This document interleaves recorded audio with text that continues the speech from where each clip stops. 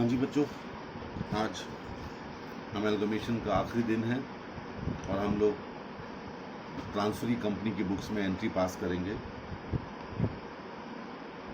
ऊपर हेडिंग डालेंगे accounting treatment,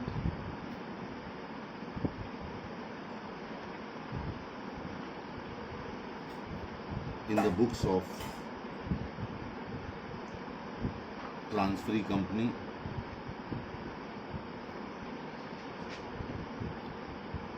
और आप कह सकते हैं परचेजिंग कंपनी। देखिए बेटे, सबसे पहले मैं एक बीच में थोड़ी लाइन खींच रहा हूँ, बीच से मतलब थोड़ा सा अलग हट करके। जो एंट्री सेम होंगी वो तो हम इधर ही कर लेंगे परचेज और मर्जर वाले केस में, और जो एंट्री डिफरेंट होगी वो हम इस वाले कॉलम में करेंगे। तो जो बड़ा कॉलम है उसे हम परचेज के नाम रखते हैं, और जो छोटा कॉलम है उसे हम मर्जर के नाम रखेंगे, क्योंकि मर्जर में थोड़ा बहुत चेंज आता है, बहुत ज़्यादा चेंज नहीं है, इसलिए मर्जर के लिए एक छोटा सा कॉलम बनाकर चलेंगे। सबसे पहले एक्विजिशन ऑफ बिजनेस, बिजनेस को एक्वायर करना। ये अकाउंट्स में कहा गया है कि अमालगमेशन की कोई एंट्री नहीं है।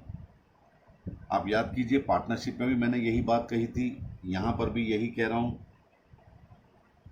कि ऐसा कोई एंट्री बनती ही नहीं है जिसमें दो बिजनेस को अमालगमेट करके एक नया बिजनेस बना दिया जाए। बल्कि एंट्री ये बनती है कि एक बिजनेस ने दूसरे को परचेज कर लिया। भले ही यहाँ पर दो कंपनियां मिलकर के एक नई कंपनी बना रही हैं, लेकिन वो नई कंपनी अपनी बुक्स में आखिर कैसे रिकॉर्ड करेगी, आखिर कैसे अकाउंटिंग ट्रीटमेंट करेगी, उसके लिए एक बड़ा सिंपल सा वे बता दिया गया है कि ये मान लो कि उसने पुरानी दोनों कंपनीज को परचेज कर लिया। तो यहाँ पर एक्विजिशन ऑफ बिजनेस की एंट्री पास की जाएगी, और ये एंट्री होगी with the amount of PC. PC से आपको ये एंट्री पास करनी है। परचेज वाले केस में करेंगे बिजनेस परचेज अकाउंट डेबिट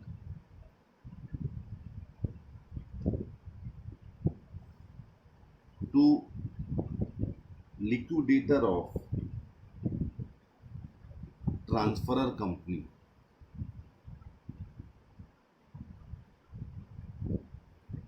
अगर एक ट्रांसफरर कंपनी है तो एक के खाते में जाएगी, अगर दो हैं तो दो लिख देंगे, business purchase account debit to liquidator of A limited to liquidator of B limited. और ये एंट्री पीसी के साथ होगी। मैंने कहा था सबसे पहले पीसी ही कैलकुलेट किया जाता है हर क्वेश्चन में, अगर ना दिया गया हो। दिया गया है फिर कोई प्रॉब्लम ही नहीं। जब यही एंट्री हम मर्जर के केस में करेंगे, थोड़ा सा बदलाव आ जाएगा। वहां लिखेंगे business merger account debited, purchase की जगह to liquidator of transferor company. बस खाली परचेज की जगह क्या हो गया, मर्जर हो गया। बाकी एंट्री सेम है, और यहां पर भी इसे पीसी के साथ करेंगे। अब पहली एंट्री तो हो गई, और जो पीसी के साथ होनी है, यानी इतना पैसा हमें पुरानी कंपनी के लिक्विडेटर को, जब भी कोई कंपनी बंद होती है तो बंद अपने आप नहीं कर सकते, उसके लिए कोर्ट के द्वारा लिक्विडेटर की नियुक्ति की जाती है, और उस लिक्विडेटर के नाम हम इस अमाउंट को ट्रांसफर करेंगे, क्रेडिट करेंगे। चलिए, अच्छी बात है। अब हमें एंट्री पास करनी है असेट्स और लायबिलिटीज को टेक ओवर करने की। For taking over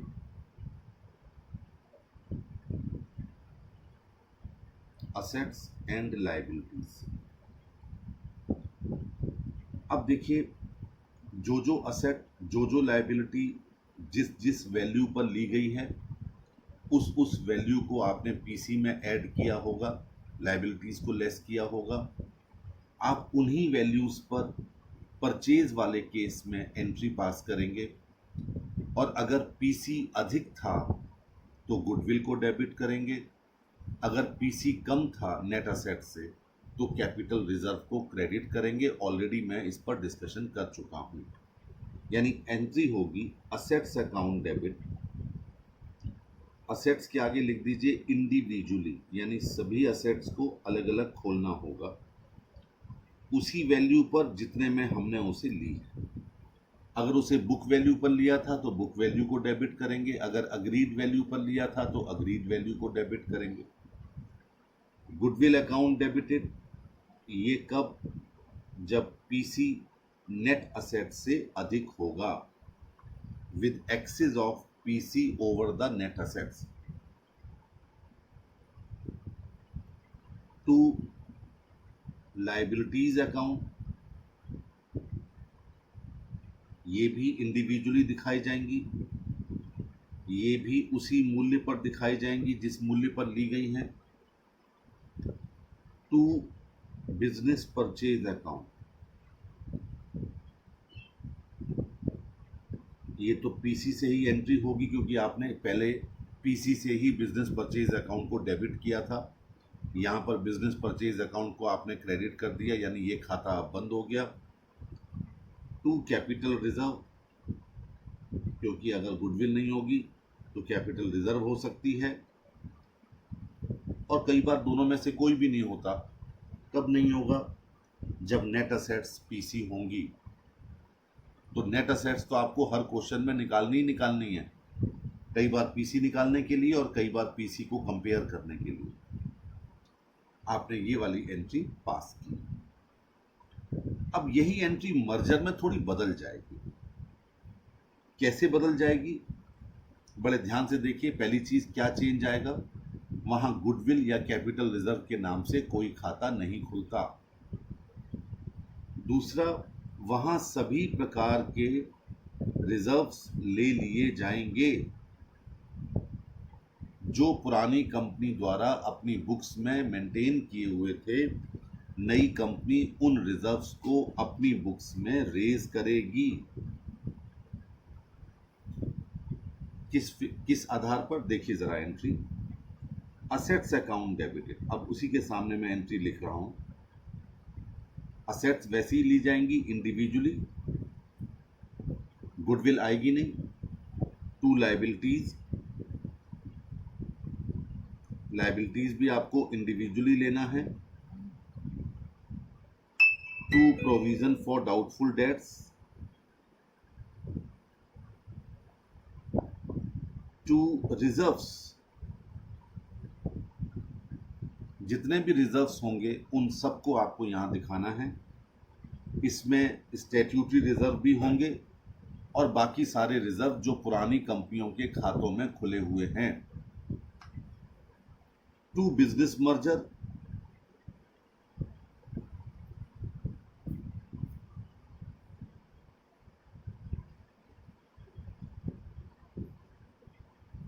to general reserve, general reserve के आगे लिख दीजिए बैलेंसिंग फिगर।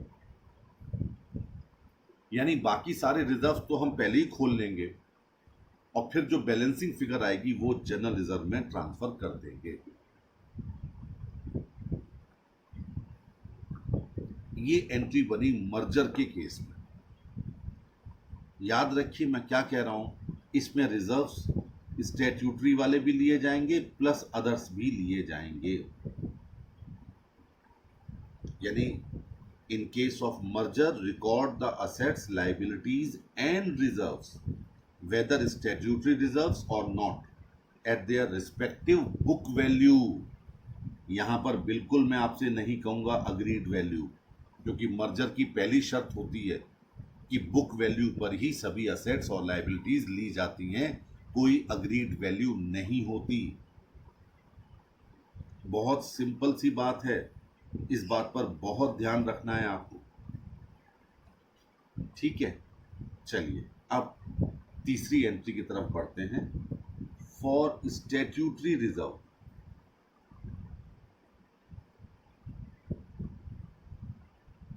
देखिए, जहां तक स्टैट्यूटरी रिजर्व्स का सवाल था, मर्जर के केस में तो आप ऑलरेडी ले चुके हो, इसलिए मर्जर के केस में इसकी कोई एंट्री पास नहीं होगी, क्रॉस लगा दीजिए। लेकिन परचेज वाले केस में आपने क्योंकि स्टैट्यूटरी रिजर्व्स को मेंटेन करना है और अभी तक आपने उसकी कोई एंट्री पास नहीं की है, तो आप एंट्री पास करेंगे amalgamation adjustment account debited to statutory reserve account, और सभी स्टैट्यूटरी रिजर्व को इंडिविजुअली आप रेज कर देंगे।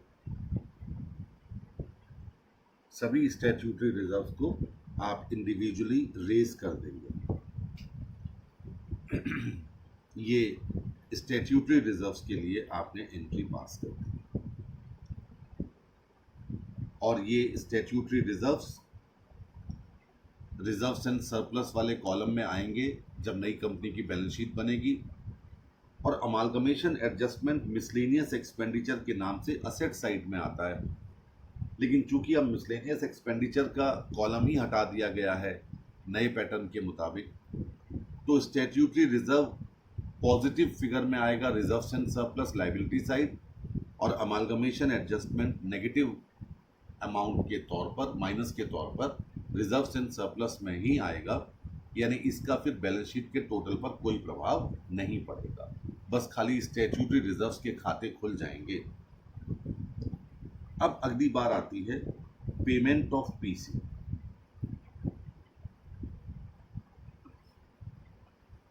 पेमेंट ऑफ पीसी यानी कि आप पीसी का पेमेंट करेंगे।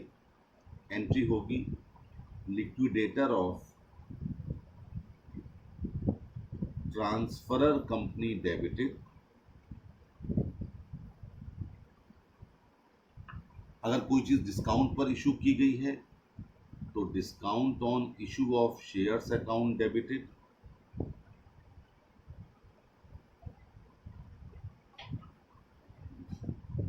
To equity share capital account, to preference share capital account, to securities premium account, to bank account. जो जो चीज़ें उसने पीसी के पेमेंट के बदले में दी होंगी, आप वही सब चीज़ें यहाँ शो करेंगे। सेम एंट्री मर्जर में भी होगी, कोई नई एंट्री नहीं होगी, बट फर्क इतना है कि वहाँ अधिकतम भुगतान इक्विटी शेयर कैपिटल में होता है, इसलिए वहाँ पर प्रेफरेंस शेयर कैपिटल आमतौर पर नहीं होती। लेकिन ध्यान दीजिए, इक्विटी शेयर कैपिटल का भुगतान इक्विटी शेयर कैपिटल से होता है। ये मत समझ लीजिए कि मर्जर में सबका भुगतान इक्विटी शेयर कैपिटल से होगा। हो सकता है पुरानी कंपनी में प्रेफरेंस शेयर कैपिटल भी हो, तो नई कंपनी में मर्जर के केस में भी उनको प्रेफरेंस शेयर्स दिए जा सकते हैं। खाली इक्विटी शेयर होल्डर्स का पेमेंट इक्विटी शेयर्स में ही होता है। ये बातें नोट कर लीजिए, कहीं ना कहीं आपको ध्यान रखनी होती है कि मर्जर का मतलब ये नहीं है कि जितने भी हमारी पेमेंट है, चाहे इक्विटी का चाहे प्रेफरेंस का, दोनों को ही हम इक्विटी शेयर्स में करेंगे, ऐसा नहीं है। इक्विटी शेयर्स में हम भुगतान पुरानी कंपनियों के इक्विटी शेयर होल्डर्स को ही करेंगे। प्रेफरेंस को प्रेफरेंस से भुगतान किया जा सकता है, ठीक है। चलिए, और याद कीजिए कल हमने यही एंट्री ट्रांसफरर कंपनी में की थी, वहां सिक्योरिटी प्रीमियम को जोड़ दिया था और डिस्काउंट को घटा करके एंट्री पास की थी, क्योंकि उस कंपनी के लिए ये एंट्री एक इन्वेस्टमेंट की तरह है, और इन्वेस्टमेंट हमेशा कॉस्ट पर दिखाया जाता है। वो कॉस्ट फेस वैल्यू से ज़्यादा भी हो सकती है और फेस वैल्यू से कम भी हो सकती है, लेकिन जो कंपनी इशू करती है वो ज़्यादा को सिक्योरिटी प्रीमियम के नाम से दिखाती है और कम को डिस्काउंट के नाम से दिखाती है। ये बात हमेशा ध्यान रखिएगा। दूसरी चीज़, आगे चल करके जब ये नई कंपनी अपनी बैलेंस शीट बनाएगी उस वक्त वो इस डिस्काउंट को सिक्योरिटी प्रीमियम के साथ एडजस्ट कर सकती है। अगर आगे चल कर के ऐसा हो सकता है तो आप ऐसा कर सकते हैं, क्योंकि डिस्काउंट मिसलेनियस एक्सपेंसेस वाले कॉलम में जाता है असेट साइड में, और अब असेट साइड में मिसलेनियस एक्सपेंसेस वाला कॉलम बनता नहीं है। मैंने अभी थोड़ी देर पहले ही आपको बताया। तो फिर ये discount ultimately reserves and surplus में सिक्योरिटी प्रीमियम में से ही एडजस्ट कर दिया जाता है। चलिए, बहुत अच्छी बात है। अब हम लोग अंतिम चरण में पहुंच गए, और अंतिम चरण क्या है? अंतिम चरण ये है कि अब हमें किसी लायबिलिटी के पेमेंट के बारे में चर्चा करनी पड़ सकती है। पेमेंट ऑफ लायबिलिटी क्वेश्चन में ऐसा हो सकता है कि आपसे ये भी कहा गया हो कि परचेजिंग कंपनी यानी ट्रांसफरी कंपनी ने पुरानी कंपनी के लिए हुए डिबेंचर्स का भुगतान कर दिया। तो कोई दिक्कत नहीं है, आप भुगतान कर दीजिएगा। एंट्री करेंगे डिबेंचर्स इन ट्रांसफरर कंपनी डेबिटेड, क्योंकि ये वो डिबेंचर्स हैं जिनको आपने लायबिलिटी के नाम के लिए अभी क्रेडिट किया था। असेट्स और लायबिलिटीज को टेक ओवर करने वाली एंट्री में आप इन्हीं का पेमेंट कर रहे हैं। और अगर आपके डिबेंचर डिस्काउंट पर इशू हो रहे हैं तो फिर यहाँ लिखेंगे discount on issue of debentures in transferee company, यानी ये डिस्काउंट वो आ रहा है जो ट्रांसफरी कंपनी अपने डिबेंचर को पुरानी कंपनी के डिबेंचर्स के पेमेंट के बदले में दे रही है और डिस्काउंट पर इशू कर रही है। To debentures in transferee company, ये आपको लिखना नहीं पड़ेगा ट्रांसफरी कंपनी, क्योंकि वहाँ पर तो डिबेंचर्स के आगे रेट ऑफ इंटरेस्ट लिखी होती है, और जनरली दोनों अलग अलग होती हैं। पुरानी कंपनी की अलग होती है, नई की अलग होती है। तो वो खाली परसेंटेज लिख दोगे तो ये पता चलने लगेगा कि ये नई कंपनी के डिबेंचर्स हैं, ये पुरानी की। और मान लीजिए आपके अपने डिबेंचर प्रीमियम पर इशू हुए हैं, to security premium account.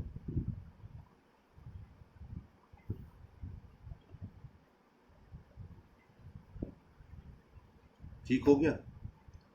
Same entry आप मर्जर में भी करेंगे। मर्जर में कोई चेंज नहीं होना, मैंने कहा था मर्जर में कोई बहुत ज़्यादा चेंज नहीं है, इसलिए छोटा सा कॉलम बनवाया।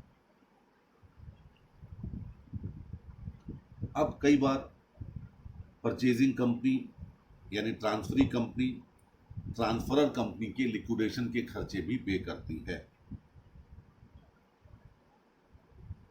कल हमने इसकी चर्चा की थी। ये लीजिए लिक्विडेशन एक्सपेंसेस पेड।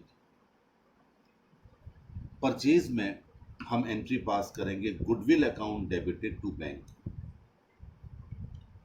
आप कहेंगे कि सर गुडविल कहां से आ गई यहां पर? दरअसल ये माना जाता है कि अगर आपने कोई खर्चा किसी दूसरी कंपनी के बिहाफ पर कर दिया तो क्यों किया? इसका मतलब दूसरी कंपनी की गुडविल ही तो थी, तभी तो आपने उसका खर्चा पे किया। तो परचेज वाले केस में हम गुडविल को डेबिट करेंगे इसके लिए, लेकिन मर्जर के केस में आप प्रॉफिट एंड लॉस अकाउंट को डेबिट करेंगे। P&L account debited to bank.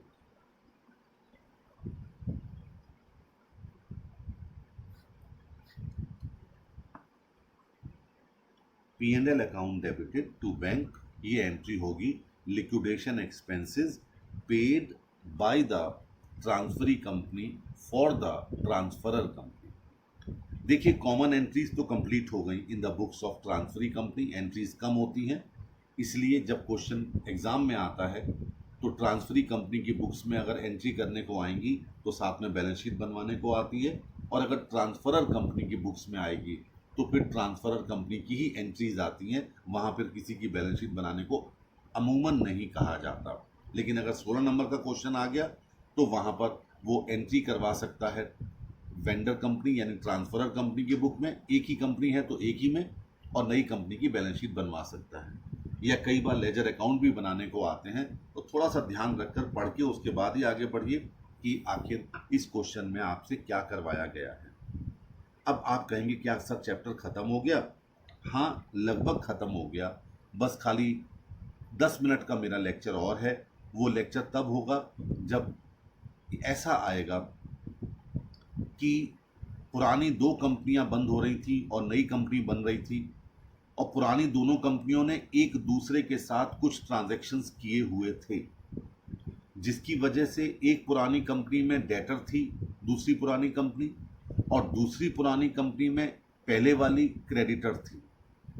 लेकिन जब नई कंपनी बन गई तो वो क्या करेगी? वो ऐसे ट्रांजैक्शंस को एलिमिनेट करेगी। वो एक ही बैलेंस शीट में एक ही व्यक्ति डेटर भी रहे और वही क्रेडिटर भी रहे, तो ये ठीक नहीं रहता। पुरानी कंपनी ने, मान लीजिए ए कंपनी ने बी पर एक बिल लिखा था, तो वो बी आर के नाम से ए कंपनी में लिखा हुआ था, वही बी कंपनी में वो बीपी के नाम से था। आज ए और बी कंपनी दोनों मिलकर के सी बन गई। अब सी कंपनी अपनी बैलेंस शीट जब बना रही है, तो क्या वो असेट साइड में बी आर और लाइबिलिटी साइड में बीपी दोनों दिखाएगी? ऐसा नहीं है। तो ऐसे ट्रांजैक्शंस को कहते हैं elimination of inter company transactions. तो इसकी मुझे 2-4 एंट्री करवानी है। एंट्री तो बहुत सिंपल है, creditor account debit to debtor और BP account debited to B R, यानी जिसका जो बैलेंस होता है उसको रिवर्स कर देते हैं। डेटर का बैलेंस डेबिट होता है तो उसे क्रेडिट करके बंद कर दिया, क्रेडिटर का बैलेंस क्रेडिट होता है उसे डेबिट करके बंद कर दिया, बीआर का बैलेंस डेबिट होता है क्रेडिट कर दिया, बीपी का बैलेंस क्रेडिट होता है डेबिट कर दिया।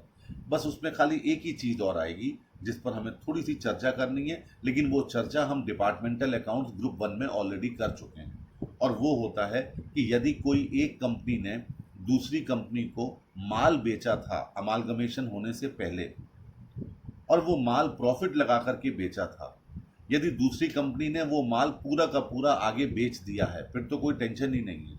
लेकिन अगर पूरा माल उसने नहीं बेचा है, कुछ माल बचा पड़ा है, तो हमें उस माल का प्रॉफिट निकालना पड़ेगा,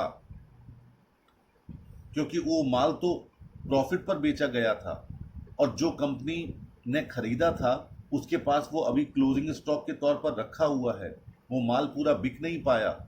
अब क्लोजिंग स्टॉक प्रॉफिट पर पड़ा हुआ है। आज वो दोनों कंपनियां मिल गई, अब पता चल गया कि जो क्लोजिंग स्टॉक मेरे पास 50,000 का रखा हुआ है, दरअसल उसकी कॉस्ट तो 40,000 थी। तो उस अनरियलाइज्ड प्रॉफिट को हमें कैलकुलेट करना है, जैसा हम डिपार्टमेंटल में किया करते थे, और उस अनरियलाइज्ड प्रॉफिट को हमें एंट्री पास करके हटाना है। क्या एंट्री पास होगी मैं अभी आपको बता देता हूं।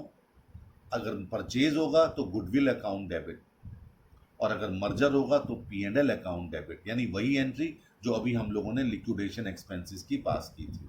तो in case of purchase, goodwill account debited to stock, stock को कम कर दिया और गुडविल को डेबिट कर दिया। और दूसरी चीज, अगर मर्जर है तो P&L account debited to stock, stock को कम कर दिया, उधर P&L को डेबिट कर दिया। तो ये अलग अलग दोनों केसेस में अलग अलग एंट्री पास होगी। ये जो परचेज वाला हमने एंट्री पास की है, इसे परचेज मेथड कहते हैं, और ये जो मर्जर वाली एंट्री पास की है, इसे पूलिंग ऑफ इंटरेस्ट मेथड के नाम से बुलाया जाता है। एक आखिरी वर्ड और बोल रहा हूं कि जिस किसी क्वेश्चन में बाई चांस गुडविल और कैपिटल रिजर्व दोनों हैं, तो चाहे क्वेश्चन में कहा जाए चाहे ना कहा जाए, आप इन दोनों को अपनी तरफ से एलिमिनेट कर देंगे, उसकी एंट्री पास करेंगे capital reserve account debited to goodwill, यानी अमालगमेशन के बाद बैलेंस शीट में गुडविल और कैपिटल रिजर्व एक साथ नहीं रह सकते। तो आपको कैपिटल रिजर्व का बैलेंस क्रेडिट होता है उसे डेबिट कर देंगे, और गुडविल का बैलेंस डेबिट होता है उसे क्रेडिट कर देंगे, और ख़त्म कर देंगे उन दोनों के बैलेंसेस को, या उसका बैलेंस ख़त्म हो जाएगा जिसका बैलेंस कम है। अब चलते हैं क्वेश्चंस की तरफ। हम लोग क्वेश्चंस कर चुके थे 10 तक।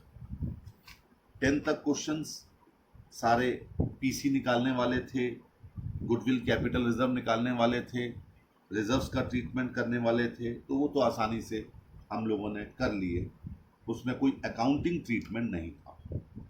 लेकिन क्वेश्चन नंबर 11 में हमें अकाउंटिंग ट्रीटमेंट भी करना पड़ेगा, जो क्वेश्चन में कहा जाएगा, और एक बड़े क्वेश्चन के रूप में हमें आगे बढ़ना होगा। तो एक बार क्वेश्चन नंबर 11 जल्दी से करते हैं और उसके बाद फिर आगे बढ़ेंगे।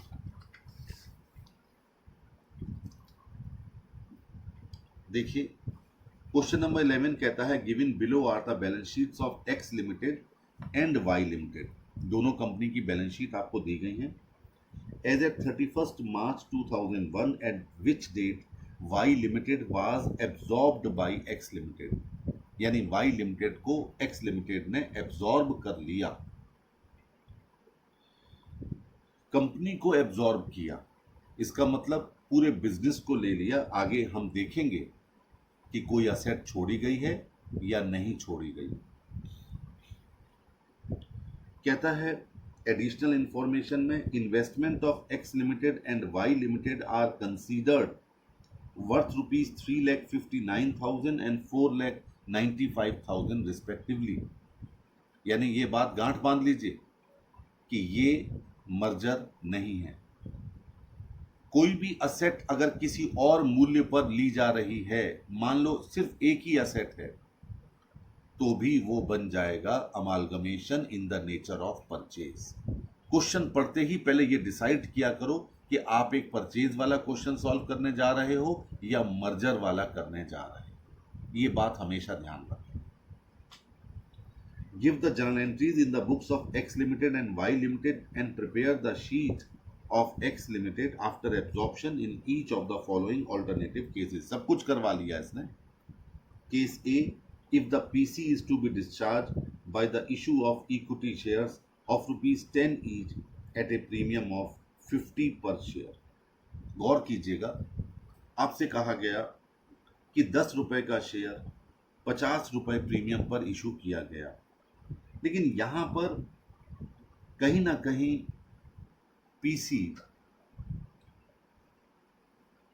पेमेंट मेथड से इसलिए नहीं कैलकुलेट करने को मैं कहूंगा क्योंकि यहां पर नंबर ऑफ इक्विटी शेयर्स नहीं दिए गए, लेकिन जो हालात हैं उन हालातों के मुताबिक हो सकता है कि यहां पर भी वो हमसे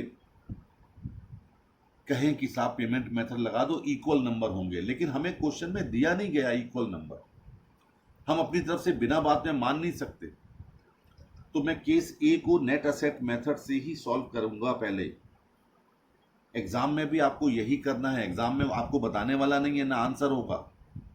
तो आपको जब क्वेश्चन में नंबर ऑफ शेयर्स या स्वैप रेशियो दिया ही नहीं गया, इंट्रिंसिक वैल्यू के बारे में कुछ कहा ही नहीं गया, तो आप अपनी तरफ से कैसे मान सकते हैं कि यहां पर नेट पेमेंट मेथड लगेगा। यहां पर आपको नेट असेट मेथड लगाना है। कैसे लगाना है चलिए एक बार लगाते हैं। निकालिए calculation of PC, purchase consideration for Y limited. Y limited बंद हो रही है तो आप वाई लिमिटेड का ही पीसी निकालेंगे। सबसे पहले fixed assets 8 lakh,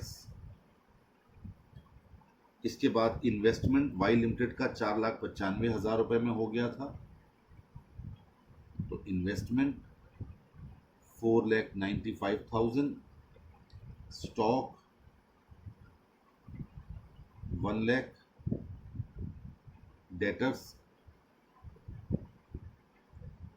75,000, cash at bank 1,40,000 और बिल्स रिसीवेबल 35,000।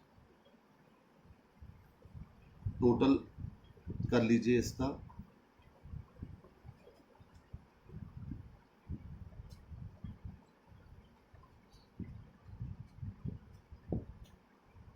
$16,45,000 ये total of assets taken over by X limited आ गया।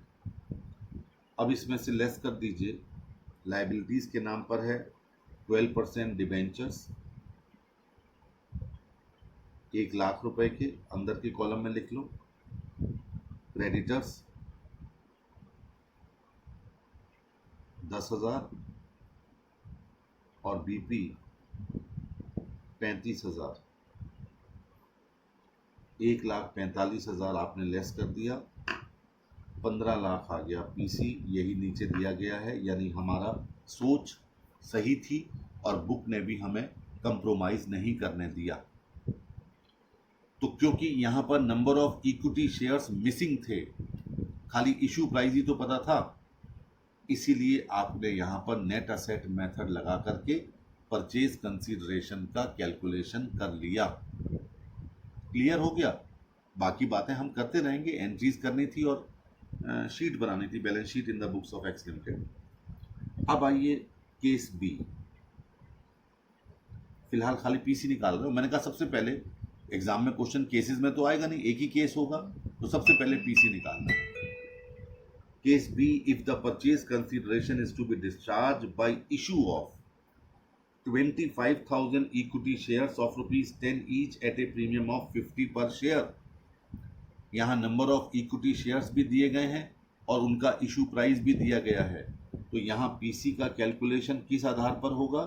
नेट पेमेंट मेथड, एनपीएम के आधार पर होगा।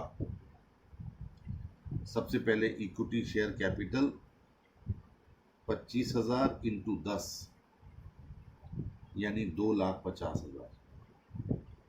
फिर security premium 25,000 into 50 12.5 lakh, total 15 lakh ही आया। क्वेश्चन में एक ही आंसर है पीसी का, तो इसका मतलब तीनों केस में 15 लाख आना चाहिए। आपस में कोई यहाँ सिमिलैरिटी नहीं है, खाली आंसर की सिमिलैरिटी है, अपनी अपनी इंफॉर्मेशन है, उसके मुताबिक आंसर निकल के आ रहा है, इसलिए टेंशन मत करो। अब आइए केस सी। अच्छा, पहली बार जो आपका 15 लाख का पीसी आया था, उसमें क्वेश्चन में कहा गया था कि 10 रुपये एक शेयर इशू हो रहा है 50 रुपये प्रीमियम पर। तो इसी के नीचे जरा लिख दो, number of equity shares to be issued by X limited, क्योंकि ब्रेकअप तो करना ही पड़ेगा। 15 लाख डिवाइडेड बाय 60, तो वही 25,000 शेयर्स आए। तो ब्रेकअप वही हो गया जो केस बी में था, 25,000 इंटू 10, 2.5 लाख रुपए की कैपिटल और 12,50,000 रुपए का सिक्योरिटी प्रीमियम। 25,000 इंटू 50, ये हो गया 15 लाख। अब आइए case C. If the PC is to be discharged by issue of equity shares on the basis of intrinsic value of shares of both the companies, दोनों कंपनियों की शेयर्स की इंट्रिंसिक वैल्यू के आधार पर शेयर्स इशू किए जाएंगे। यहाँ पर भी नेट पेमेंट मेथड ही लगेगा। कैसे लगेगा? आप ऊपर लिखेंगे calculation of intrinsic value of both companies. Both लिखा था ना, बोथ, यस। देखिए एग्जाम में तो आप दोनों की निकालना, मेरी वाई लिमिटेड की तो ऑलरेडी निकली हुई है 15 लाख, इसलिए वाई की हम नहीं निकालते, ऑलरेडी केस 1 में निकाल रखी है। एक्स की निकाल लेते हैं। एक्स लिमिटेड की फिक्स्ड असेट्स 20 लाख, इन्वेस्टमेंट इसका भी बदल गया था 3,59,000, stock 5 lakh, debtors 4 lakh, cash at bank 76,000, bills receivable 25,000, total कर लीजिए 9, 6, 15, 5, 20, 4, 7, 11, 5, 16, 4, 5, 9, 4, 13, 33,60,000, लेस कर दीजिए 12% डिबेंचर्स 2 लाख के, क्रेडिटर्स 1,15 और बीपी 45,000, 3,60,000, 30 लाख, ये पीसी इंट्रिंसिक वैल्यू आ गई। नंबर ऑफ इक्विटी शेयर्स थे एक्स लिमिटेड के 50,000, तो इंट्रिंसिक वैल्यू पर शेयर आ गई 30 lakh divided by 50,000 is equal to 60। ये निकल के आ गई 60 rupees per share intrinsic value of X limited. इधर वाई लिमिटेड की 15 लाख आया था इंट्रिंसिक वैल्यू, उसमें नंबर ऑफ इक्विटी शेयर्स थे 1 लाख, तो यहां पर आईवी पर शेयर आ गई 15 रुपए, यानी एक्स लिमिटेड की आईवी आ गई है 60, वाई लिमिटेड की आईवी आ गई है 15। तो अपने आप ही ये बात क्लियर हो गई कि वाई लिमिटेड के 4 शेयर्स के बदले में एक्स लिमिटेड 1 शेयर इशू करेगी, क्योंकि उसके 15 रुपए का 1 शेयर है, तो 4 शेयर की वैल्यू आ गई 60 रुपए, और इसका एक ही शेयर 60 रुपए का है, तो स्वाभाविक है 4 के बदले में 1, यानी 1 लाख के बदले में 25,000 शेयर्स एक्स लिमिटेड इशू करेगी वाई लिमिटेड को। 10 रुपए का 1 शेयर की फेस वैल्यू है, तो वही 2.5 लाख रुपए की इक्विटी शेयर कैपिटल और 12.5 लाख रुपए की सिक्योरिटी प्रीमियम, 50 रुपए के हिसाब से 25,000 शेयर्स पर। यानी केस ए बी सी तीनों में ही 15 लाख का ही पीसी आएगा, इसलिए आंसर में 15 लाख रुपए ही दिखाए गए थे। ये था क्वेश्चन नंबर 11 के 3 अलग अलग केसेस जहां हमने क्या निकाला, पीसी निकाला। अब चलते हैं इसी कंपनी की एंट्रीज तो आपको मैंने करवाई हैं, एक बार बैलेंस शीट बना लेते हैं जिससे कि आपको पता चल जाए कि बैलेंस शीट आखिर कैसे बनाएंगे।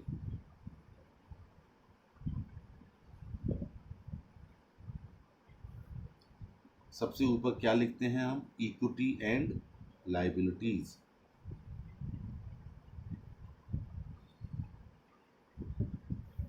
उसमें नंबर 1 क्या डालते हैं, शेयर होल्डर्स फंड। उसमें ए क्या डालते हैं, शेयर कैपिटल। अब देखिए एक्स लिमिटेड की अपनी कैपिटल थी 5 लाख और 2.5 लाख रुपए उसने वाई लिमिटेड को और इशू किए, तो शेयर कैपिटल हो गई 7,50,000 रुपए की। हमेशा ध्यान रखिए फेयर कैपिटल फेस वैल्यू पर ही दिखाई जाती है। दूसरा कॉलम क्या था, रिजर्व्स एंड सरप्लस। अब आप एग्जाम में क्या करेंगे, जो गलती अक्सर होती है कि आपने शेयर कैपिटल 7.5 लाख रुपए दिखा दी, चलो कोई बात नहीं, आप इसके आगे ब्रैकेट में लिखा सकते थे 5 लाख प्लस 2.5 लाख, लेकिन रिजर्व्स एंड सरप्लस के आगे आपको नंबर 1 करके नोट देना पड़ेगा, नोट्स टू अकाउंट। ठीक है, तो नोट्स टू अकाउंट में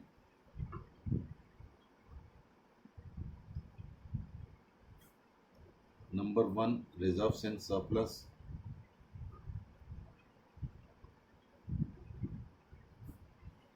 ध्यान दीजिए प्रॉफिट एंड लॉस अकाउंट था एक्स लिमिटेड का अपना 27,40,000। ठीक है, अब कोई फायदा नहीं हुआ नोट बनाने का। रीज़न क्या था, रीज़न ये था कि कोई और रिजर्व निकल ही नहीं रहा है। 15 लाख ही इंट्रिंसिक वैल्यू है, 15 लाख ही पीसी है, कोई कैपिटल रिजर्व नहीं निकला। दूसरी चीज़, यहाँ पर इन्वेस्टमेंट एक्स लिमिटेड का 3,59,000 रुपये का हो गया, जबकि पहले था 3,45,000 रुपये का, 14,000 रुपये बढ़ गए। लेकिन हमारी कंजर्वेटिव अप्रोच कहती है कि हमें अपने ऐसे प्रॉफिट को नहीं दिखाना चाहिए जो हमने कमाया ही नहीं है। तो मैं आपको बिल्कुल सजेस्ट नहीं करूंगा कि 14,000 रुपये आप बढ़ा दीजिए इन्वेस्टमेंट में और 14,000 इसमें जोड़ दीजिए, और नीचे एक लाइन का नोट दे दीजिएगा कि कंजर्वेटिव अप्रोच के मुताबिक हम चल रहे हैं हम अपने इन्वेस्टमेंट को नहीं बढ़ा रहे हैं, उसी मूल्य पर रखेंगे जिस मूल्य पर पहले था। तो ये नोट बनाना फ़िलहाल बेकार हो गया हमारे लिए। यहाँ 27,40,000 थोड़ा सा एग्ज़ाम में ध्यान रखते हुए चलेंगे ताकि हमें ये लगे कि क्या बनाना है और क्या नहीं बनाना। इसके बाद नंबर 2 पर आप क्या लिखते हैं? Non current liabilities.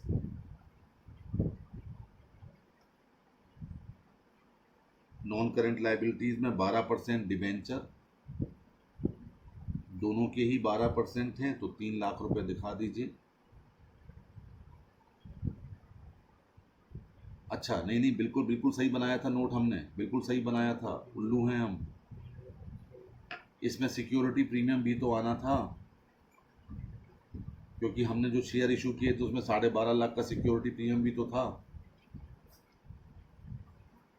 बिल्कुल बेवकूफ़ी एकदम याद आ गई। 39,90,000 दिखाएंगे।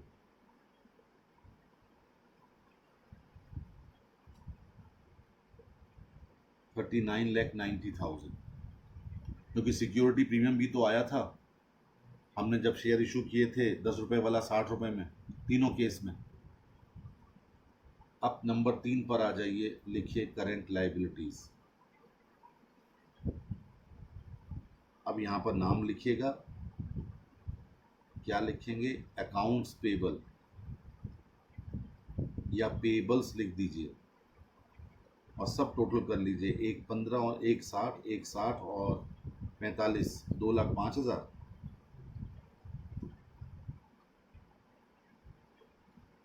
आप चाहे तो नीचे इसका नोट दे सकते हैं। अब टोटल कीजिए।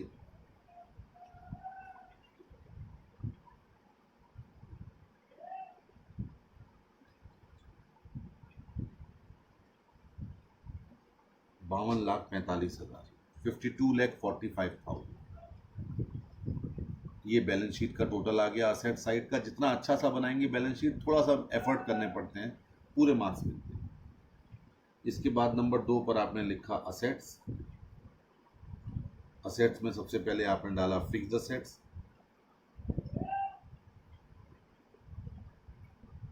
अब फिक्स्ड असेट्स 20 लाख और 8, 28 लाख रुपए की थी। टेंजिबल, इनटेंजिबल है नहीं तो फिलहाल छोड़ दीजिएगा। इसके बाद इन्वेस्टमेंट है।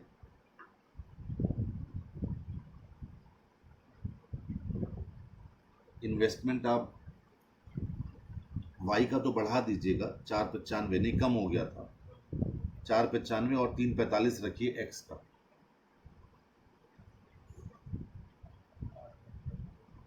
$8,40,000। इसके बाद करेंट असेट दिखाइएगा, और ये तो सारी खुलकर दिखाई जाएंगी। करेंट असेट्स में स्टॉक यानी इन्वेंट्रीज दोनों की ऐड कर दीजिए, 6 लाख रुपए।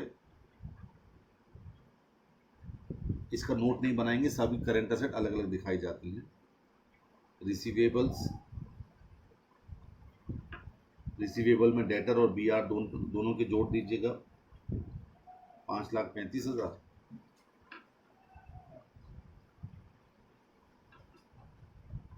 $5,35,000। कैश एंड कैश इक्विवेलेंट,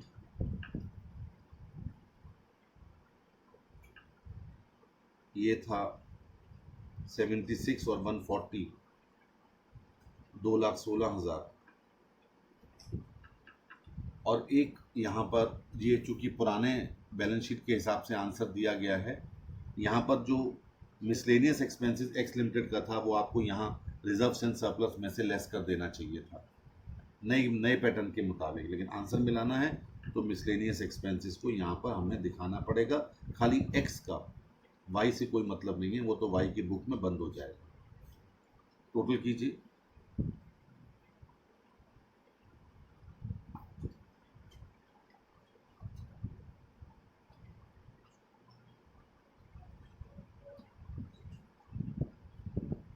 आ गया 52,45,000।